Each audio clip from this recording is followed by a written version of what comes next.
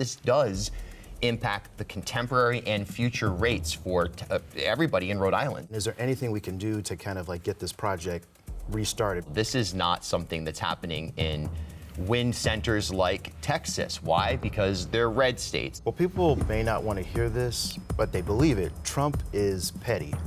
Keyword, petty. What might the trade-off be? What exactly is Trump looking for? Is there going to be some type of legal challenge? It's not some, hyper-liberal environmentalist project. This is about money. And thanks for joining us. I'm Jim Hummel, and this week we have Don Roach, Bill Bartholomew. Great to have you, gentlemen. The big news this week was President Trump puts a stop to Revolution Wind, 65 turbines offshore, 80% complete, 1,000 jobs. Why now? We can talk, and we will talk about the ups and downs, pros and cons of offshore wind. But what about this move? Well, this move is a major move. It's a major story here in Rhode Island because if you think about Rhode Island's positioning right now, we are moving into an era where we're trying to become the blue economy super sector hub, not only on a national basis, but some people think on a Western hemisphere or even global basis. So there's a lot of macro concerns here way beyond wind, where if this project actually is stopped and not resumed, Rhode Island's future economically is in jeopardy.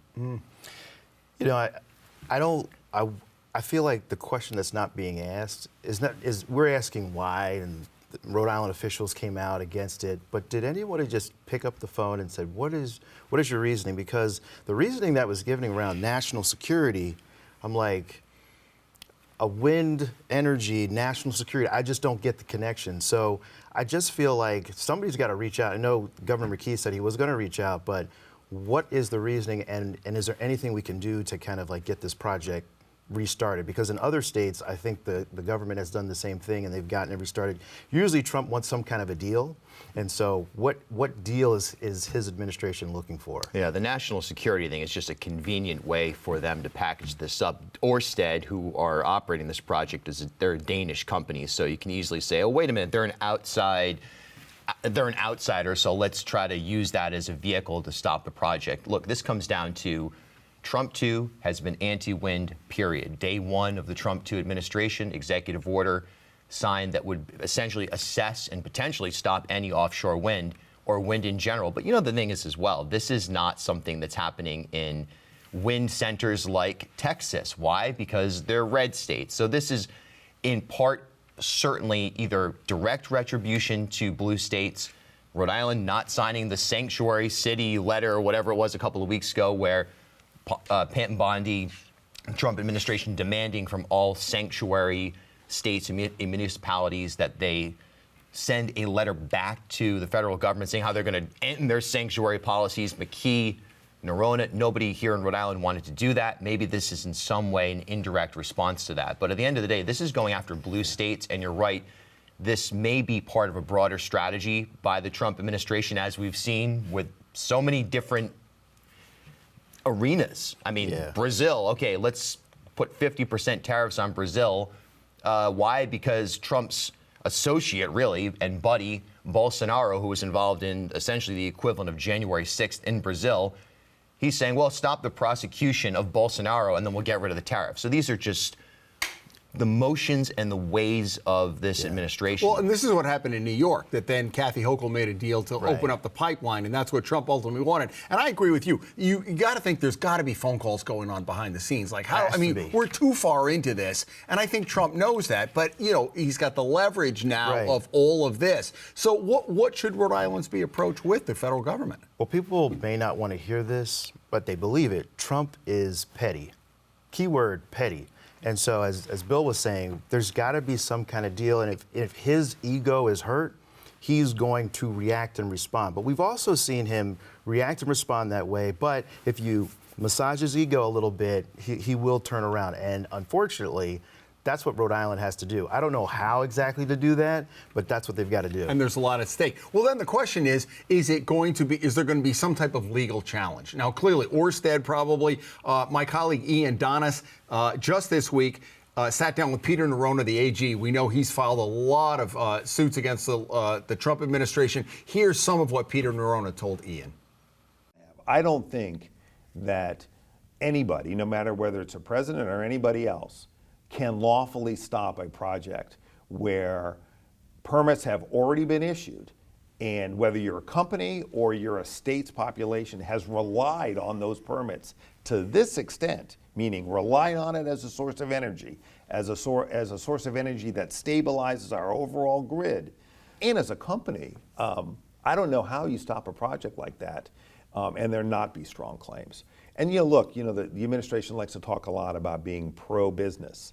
I don't know what could be more anti-business than stopping a project 80% along the way. I mean, imagine if the state of Rhode Island did business that way. If we encouraged businesses to come here and then told them at the last minute, well, for that extra 20%, you're going to have to do something else.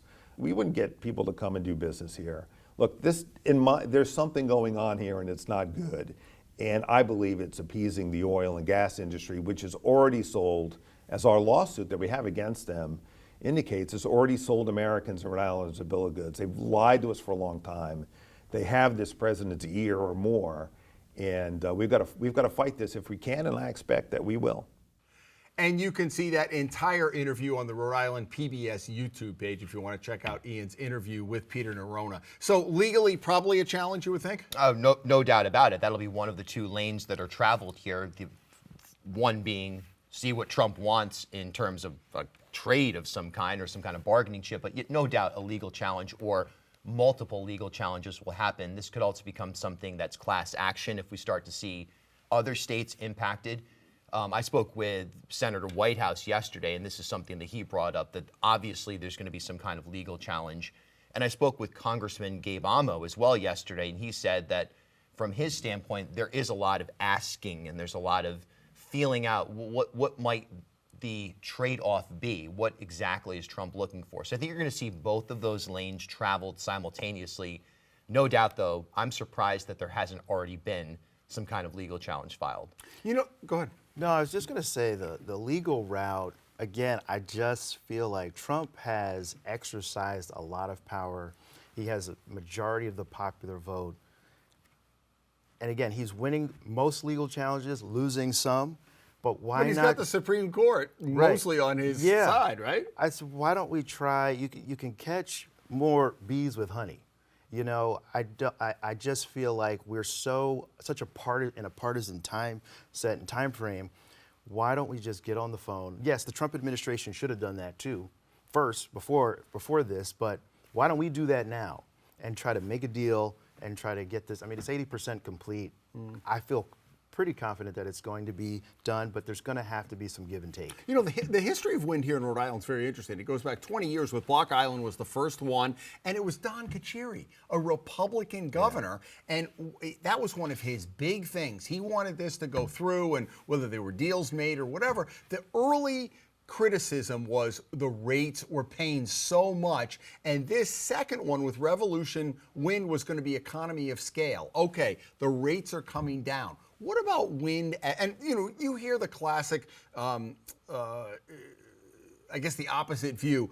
It's hurting the whales. It's hurting the fisheries. It's costing too much. It doesn't go at night. But I think we were getting to a point that we have 65 wind turbines. That was turning the page a little bit. This is turning the page a lot, and we're moving in a direction right now where we're going to have a diversity of energy providing methods into the future. Renewables in particular. And look, the numbers, a lot of it's projected and a lot of it we wouldn't really know until we got to a point where we had full-scale offshore, onshore wind, solar, the whole array of, or the whole portfolio functioning as one unit. But yes, this does impact the contemporary and future rates for everybody in Rhode Island. So from that standpoint, it is a little bit ridiculous that we hear these arguments that hey, why not focus on lowering the cost of electric and then put wind in? Well, this is all part and parcel. It's all part of a system that's been designed. But you're right, going back to what you said, this was Cacciari. This was Jeff Grabowski, who was Cacciari's chief of staff. He became the person in charge of and the CEO of the company around that built Block Island. Exactly, the first five, that array off of Block Island. So very much so a conservative maneuver at first, sort of riding that line of conservationism a little bit. But why did they do this? It's money. It's big business. Offshore wind as currently constituted. Make no mistake about it. This isn't, I always say it's not like when we went around and knocked on every door and said, hey, if you throw $100 into the bucket, we'll all collectively own a bunch of offshore wind turbines, and then we'll have free electricity other than the maintenance of it. This isn't socialism here. This is a situation where it's big business. People are making big money. Ørsted, by the way, hey, they're not, are they crying poverty? I mean, couldn't they just finish the project without additional funds flowing if the stop work order is reversed and there's a question about, funding? They probably have the capital to finish this project on their own. So I do think it's important to look at it through that lens. It's not some, hyper-liberal environmentalist project. This is about money at the end of the day. Right. To Bill's point, it's big business, and Kachiri putting this through again wasn't a conservation environmentalist effort at all, which is why I always say Trump is not necessarily a Republican. Like, putting this project through is very Republican-minded, big business that just so happens to save taxpayers' money. That's just such an ancillary benefit. But Trump is about Trump, Trump, and so that is what I hope our legislators and Governor McKee realize. We have to speak to, what he wants in order to negotiate with him, because otherwise he's just going to put up a lot of roadblocks that could ultimately cost the taxpayers even more and more And money. Congress isn't stepping in anytime soon. They haven't. They've been on the sidelines for the first 8 months of the administration. Yeah, that's interesting with Governor McKee, right? Here's a guy who was very, in his mind anyway, maybe it was real, who knows, close with Joe Biden. And he always talked about the pipeline between the State House and the White House and that relationship. And then when Biden and when the entire Democratic operation was out of the picture in terms of the White House, I remember Dan McKee calling into WPRO from outside of the White House on the day of President Trump's summit with governors. And this was in January, it was right at the beginning. And I remember McKee said, hey, look, we told him, I shook his hand. I took a photo with him, and I'm here to say, we've got a bridge to build. We want to build this pipeline. We had it with Biden. We want to do this. We want to do that. And if you actually monitor the travel of information and the travel of tone when it comes to McKee and statements about Donald Trump, they were sort of benign. They were sort of, hey, we want to work together. We want to work together. All of a sudden, things started to get real. And now it's to the point where, basically Trump's a dictator and we're entering into And fascism. the White House hears that, right? Of course they hear Yeah. it. So Yeah. we that strategy of, okay, here's your buddy, Rhode Island, here's your buddy Dan McKee, let's all work together and then maybe we can play cards after or something like that. That didn't work. And now we find ourselves in a situation where it is absolutely bifurcated between Trump allies and Trump enemies, and there's no in between. Final thoughts on this? Again, just, pick up a phone, call, understand that the man is about his ego. And again, I know our viewers may not like me saying, or hopefully viewers agree with that, but he is currently in power. He's exercising his power more effectively than he did the first time. And when I say effective, I'm not saying that he's doing necessarily the right things, but I'm just saying he's more effective at it. And so we have to work in this world. And so just saying more rhetoric about what he's doing wrong, why it's bad, we got to put lawsuits out there, is just not going to get us the win that we want for taxpayers. So there are many ways to skin a cat, and we've just got to do it a little bit differently in this administration. All right, Don, Bill, we appreciate it. Good discussion on wind. Thank you for watching. Join us back here next time on Lively.